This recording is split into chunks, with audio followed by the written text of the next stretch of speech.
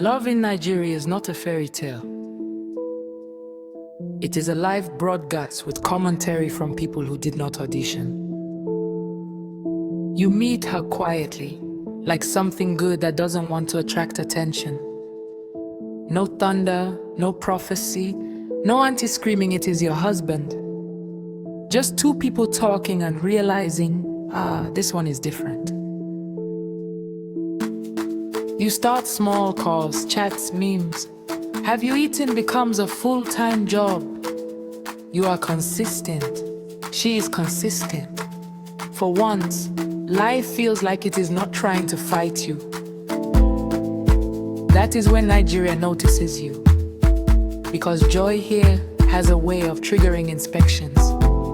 Your father asks, "Who is she?" like he's about to review a government contract. You answer. He nods. That travels from your father to your uncles, from your uncles to your ancestors. And suddenly your relationship has entered multi-generational analysis. Then your mother comes softly. "I like her," she says.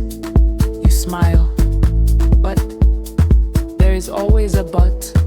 In Nigeria, but is the national conjunction. But her people, we have to be sure. Sure of what? That love did not mistakenly cross into forbidden territory. You begin to realize that in this country, love is not just between two people, it is between two histories, two cultures, two entire WhatsApp groups. Then comes the visit. You go to her house, you greet everybody, you greet so much your spine begins to question your life choices. They welcome you. They call you my son. You should be afraid, because my son is the soft opening for our expectations. An elder speaks. We are happy. Everybody nods. Then he adds, "But bids is again the national anthem." They bring the list. At this point, the list deserves a seat in Guggemul. It is detailed, ambitious, and completely confident that you will comply. Yam that looks like it was harvested for a festival. Rice that could feed a small polling unit. Goat that did not offend anybody but will pay the price for your love.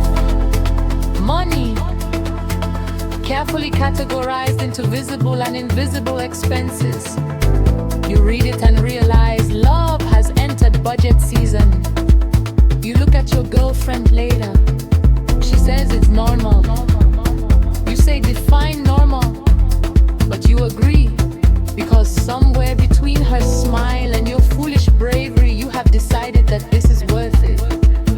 Then religion steps in like, "Let us finalize this matter." Pastor calls you both. "My children, marriage is spiritual." At this point, even your relationship has a guardian angel and at least two enemies. You start praying about everything. "God, if she's the one, show me a sign."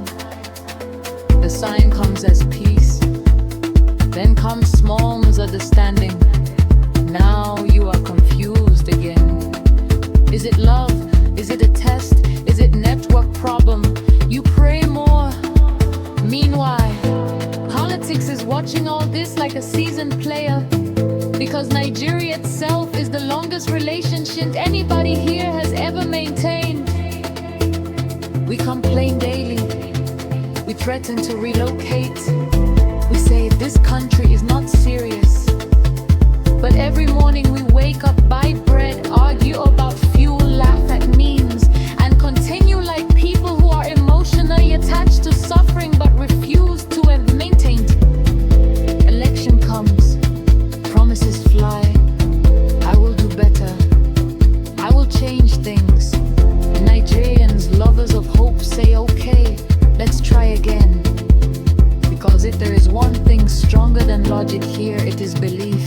And that same belief is what keeps love alive. Love in Nigeria is not soft.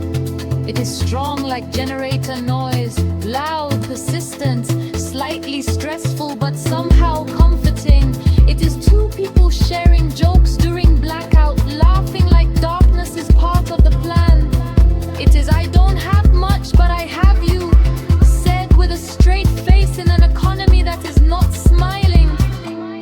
It is choosing each other when everything else is choosing chaos. Because here, love is not about escaping reality. It is about surviving together, with style, with humor, with small madness. And the funniest part, after all the stress, family, tradition, religion, politics, you will still find yourself looking at that person and thinking, with all this country has shown me, you are still my soft place. And somehow, this is enough to keep going.